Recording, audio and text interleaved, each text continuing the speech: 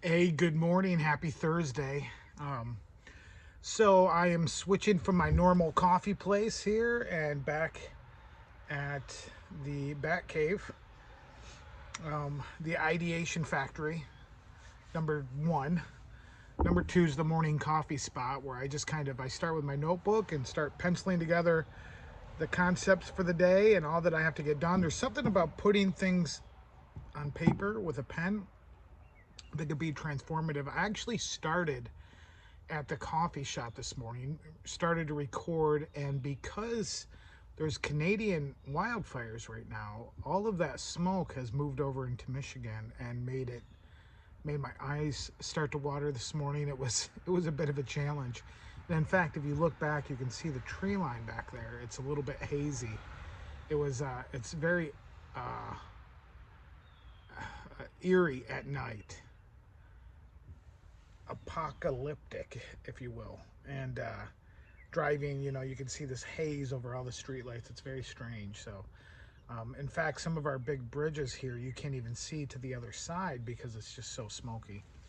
Very, very interesting, very strange. Today, I want to talk about it's something I've alluded to in previous episodes, and that is an episode particularly directed at helping you as a buyer.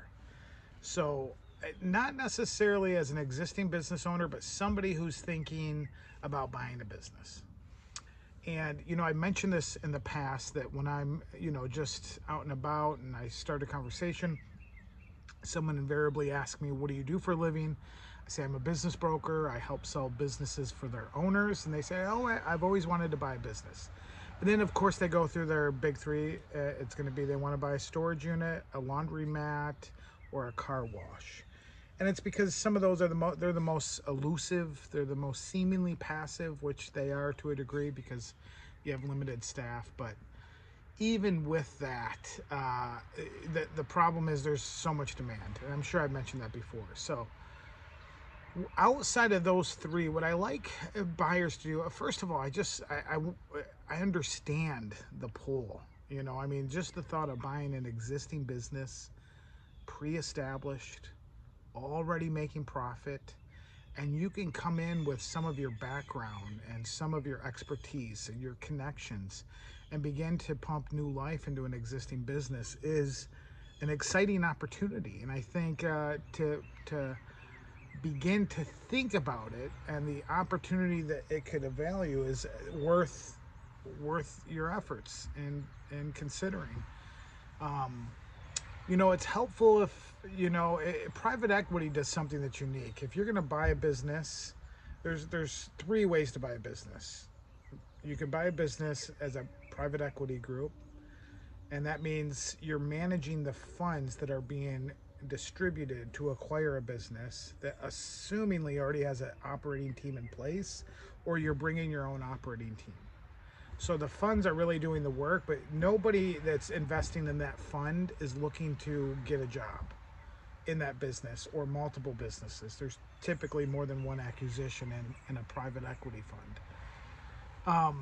Also, I don't have my microphone today, so hopefully you can hear me okay. I'll be working to speak up, but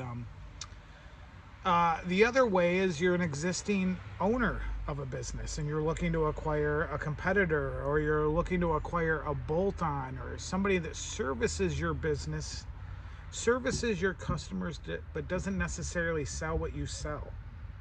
And you can bolt them on, making every one of your customers increase in value because you have more ticket items to sell to them, or products and or services.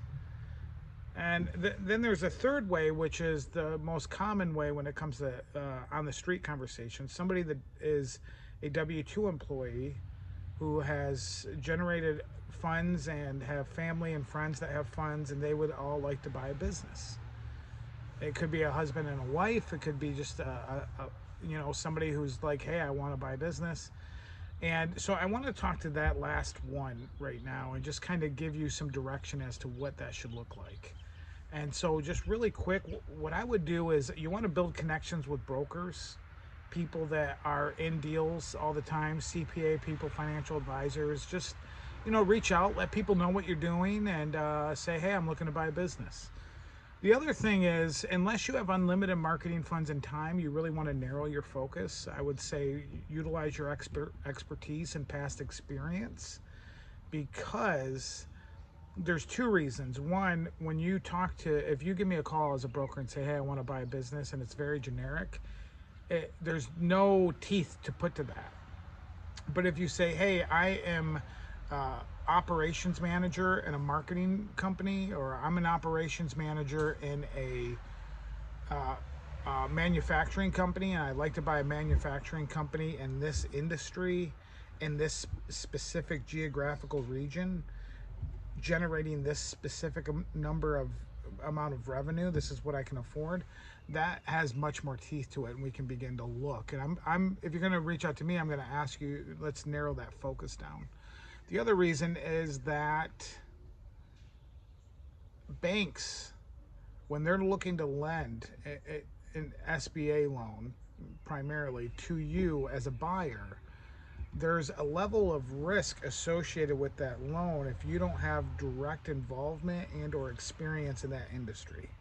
And it makes getting the SBA loan not impossible, but just a little bit more difficult. And so you want to have some type of correlation with the industry that you're going to, especially if this is your first acquisition. So those are the big ones. The other one would be, reach out to an SBA lender, and try to get a good connection with some SBA lenders and say, hey, what can I get pre-qualified for? Here's what I'm looking for. Maybe you can walk me through some of my challenges. They really want to look at, your past year, 2 year, 3 year experience, and how that could impact that. And also, what type of business are you looking to buy? If you've got a lot of capital and you can buy an existing business with an operations team, that looks different than if you're buying a small business where the owner is the owner operator and you're looking to replace them and you have no correlated experience, but that owner is going to be out. So you need to be thinking about those things, but it's an exciting opportunity. There's something like 6 million businesses that are on rotation being sold at any given time in a given year.